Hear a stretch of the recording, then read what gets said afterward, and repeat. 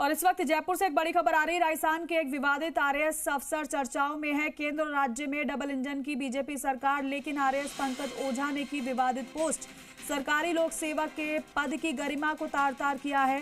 मोदी सरकार के खिलाफ छात्रों के प्रदर्शन को समर्थन दिया। विवादित पोस्ट का मामला सीएम भजनलाल शर्मा तक पहुंचा। आरएएस पंकज ओझा की मुख्यमंत्री भजनलाल शर्मा से शिकायत की गई है।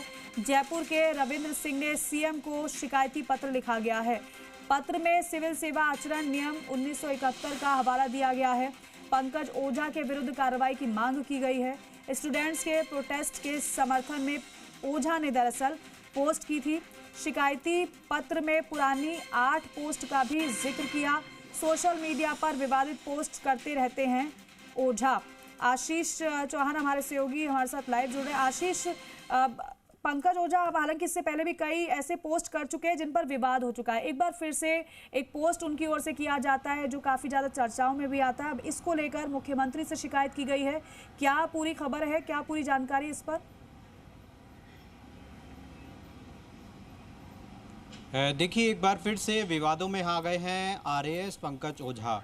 इस बार उन्होंने उनकी जो शिकायत हुई है वो स्टूडेंट्स के प्रोटेस्ट को लेकर हुई है, जिसके बाद में पूरा मामला मुख्यमंत्री तक पहुंच गया है। मुख्यमंत्री से उनकी शिकायत की गई है और उसमें 1971 का जो नियम है उसका हवाला दिया गया है और उसके खिलाफ पूरी तरीके से कार्रवाई की मांग भी यहाँ पर की गई है। देखिए, उन्होंने सोशल मीडिया पर स्टूडेंट के प्रोटेस्ट का समर्थन किया था। फेसबुक पर उन्होंने लिखा था कि उनका जो स्टूडेंट्स प्रोटेस्ट कर रहे हैं वो उसके समर्थन में ये उन्होंने लंबी चौड़ी जो पोस्ट है वो डाली थी, जिसके बाद में जो मामला है वो मीडिया तक पहुंचा। उसके बाद में अब मामला मुख्यमंत्री तक पहुंच गया है, मुख्यमंत्री दफ्तर तक पहुंच गया है। उनकी यहाँ पर शिकायत की गई है और ऐसा पहली बार नहीं हुआ है, बल्कि इससे पहले भी कई जो मामले हैं उनके वो सामने आए हैं। उनकी शिकायत मुख्यमंत्री कार्यालय या डीओपी तक भी पहुंची है। कई जो मामलों में पशुपालन विभाग में जब वे रहे थे तो उनकी जो चार्जशीट जो है वो भी फिलहाल चल रही है डीओपी में। तो पूरा जो मामला है वो विवादों में लगातार घिरे रहते हैं पंकज ओझा। लेकिन एक बार फिर से अभी सामाजिक न्याय विभाग में अतिरिक्त निदेशक है और यहाँ पर भी उन्होंने ऐसी पोस्ट डाली जिस पर एक चर्चाएं भी काफ़ी हो रही है और विवाद भी काफ़ी ज़्यादा हो रहा है। अब जिस तरीके से मुख्यमंत्री तक की शिकायत पहुंची है तो हो सकता है कि इसमें भी जो कार्रवाई है वो लगातार आगे बढ़े। लेकिन इससे पहले भी 8 जो मामले हैं, 8 जो सोशल मीडिया पर पोस्ट जो उन्होंने डाली थी उसकी भी शिकायत इसमें की गई थी। देखिए, नियमों के तहत ये है कि कोई भी राज्य सेवक इस तरह की पोस्ट नहीं डाल सकता है। 1971 का जो नियम है वो यही कहते हैं कि सोशल मीडिया पर किसी व्यक्ति विशेष या किसी संस्थान या कोई राजनीतिक पोस्ट भी नहीं डाल सकता है। लेकिन पंकज ओझा ने बार बार ऐसा किया है, इससे पहले भी कई बार देखा है। बार पंकज ओझा की ओर से ऐसा अगर किया जा रहा है तो क्या उनकी आदत में शुमार हो गया है? ये उनकी आदत बन गई है किसी भी विषय पर पोस्ट कर देना बिना किसी समझ के, या फिर उन्हें समझ सब है, पता सब है, लेकिन फिर भी वो ऐसी पोस्ट करते हैं?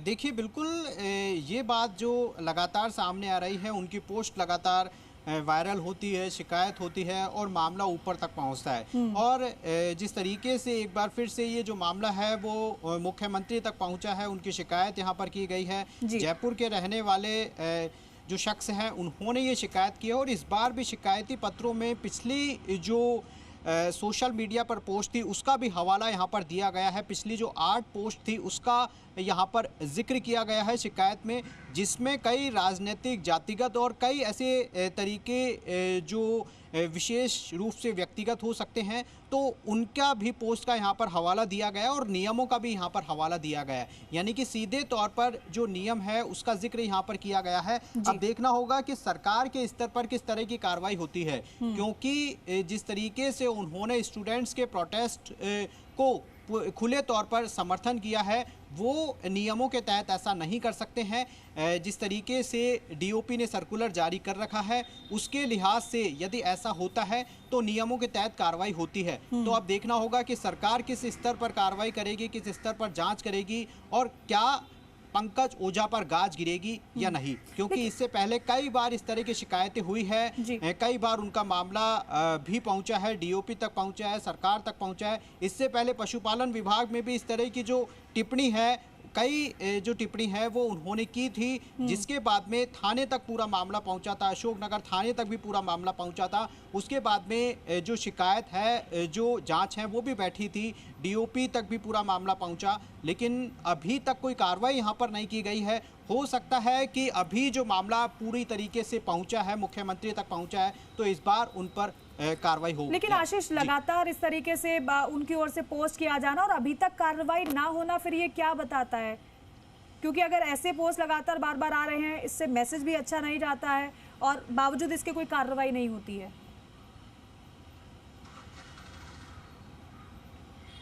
बिल्कुल यही सवाल बार बार उठते हैं, क्योंकि इससे पहले आईपीएस पंकज चौधरी ने भी जब वो फूड डिपार्टमेंट में थे तब उनकी शिकायत वहां पर की गई थी।